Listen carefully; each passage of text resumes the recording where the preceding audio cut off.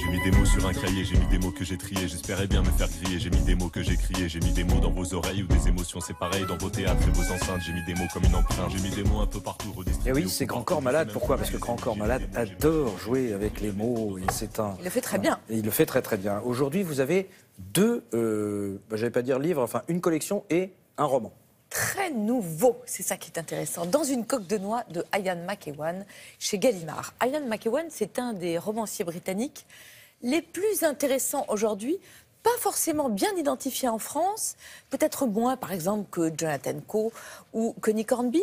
Pourquoi? Parce qu'à chaque livre, il fait vraiment une œuvre différente. C'est ça. Il n'a pas de style reconnaissable. Non. Il est vraiment c'est là où il est génial, c'est que vraiment il a une espèce de capacité romanesque à inventer à chaque fois un nouveau système.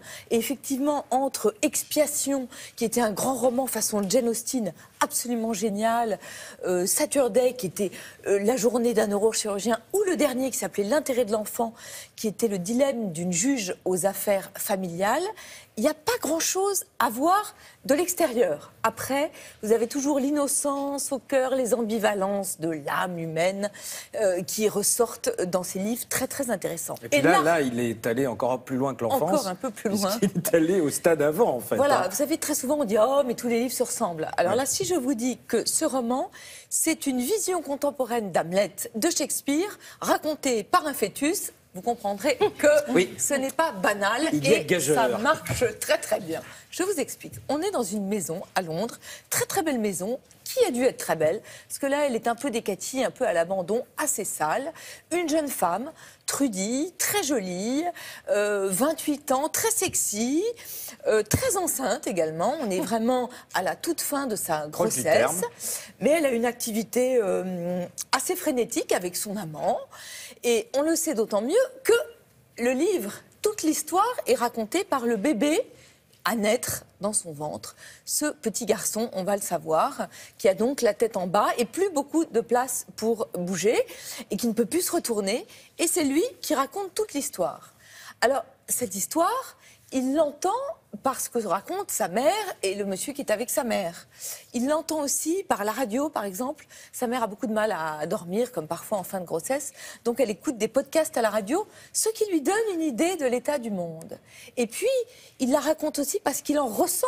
Mais ce qui est génial, c'est que la réalité, pour lui, est une abstraction. Il ne sait pas. Quand il entend bleu, il ne sait pas ce que c'est que bleu. Il dit d'ailleurs bleu, c'est peut-être vert, mais comme je ne sais pas non plus ce qu'est vert... Exactement. Mais du coup, c'est vraiment un tour de force parce que cette histoire n'est vraiment racontée que au travers des sensations ou des auditions de ce futur bébé.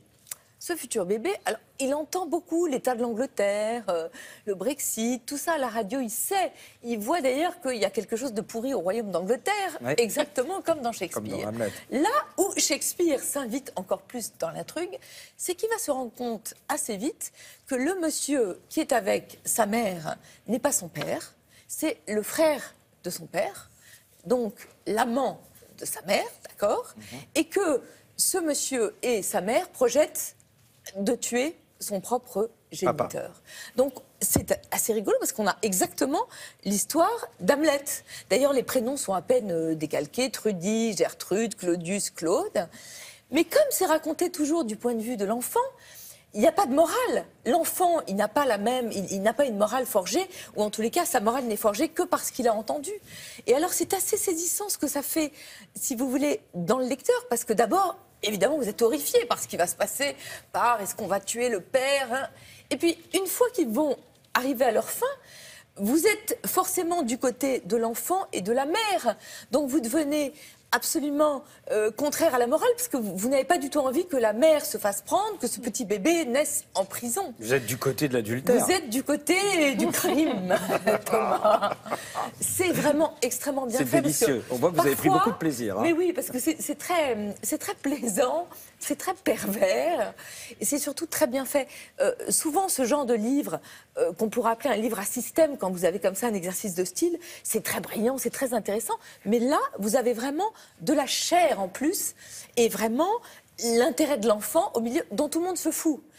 Les perdu, seules non. fois où il est question de lui, il entend une fois qu'on aura abandonné le bébé, c'est absolument terrible. C'est chez Gallimard et c'est vraiment, je trouve, très intéressant. Et on termine avec une petite collection Une qui est nouvelle vraiment collection. alors, nouvelle, mais Très amusante, qui s'appelle BAM, qui est aussi chez Gallimard, mais là chez Gallimard Jeunesse, et qui a pour cible, je dirais, les collégiens. Et souvent, les collégiens sont oubliés, des livres pour les petits, des livres pour les ados, mais moins pour cette tranche d'âge, 10-13 ans. Alors, le principe est très simple, vous avez des thèmes, le foot, la paix, le rock'n'roll, la mythologie grecque, en 40 figures. Donc, par exemple, pour le football, vous avez 40 figures de footballeurs.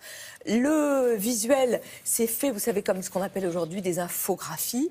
Donc, vous avez à la fois des textes et des images. Et à chaque fois, un petit truc en plus. Par exemple, pour le foot, bon, moi, j'ai regardé immédiatement mon héros Zlatan. Je ne savais pas qu'il chaussait du 47, qui Vous doit saviez être pas compliqué. Mais non, je ne savais c'est pas. la base du Zlatan. Mais, eh ben, oui, c'est la base du Zlatan. Mais la base qui a fait plaisir à Olivia, féministe, ça y est, je parle de moi à la troisième personne, c'est terrible, c'était qui m'a très- fait plaisir, Oui. c'est qu'à la fin, vous avez des joueuses féminines. Et oui, moi je ne les connaissais pas. il y a des Mia joueuses Hamm, masculines. Nadine, oui bon d'accord. Oh, Il y a c'est des beau. joueuses. C'est des beaux. Il y a des Martha, joueuses. moi j'ai adoré Martha, c'est une petite brésilienne, elle est géniale. Dans La Paix, vous avez aussi bien Nelson Mandela que Wangari Maathai, qui est moi mon héroïne. Vous savez, c'est cette africaine qui plante des arbres.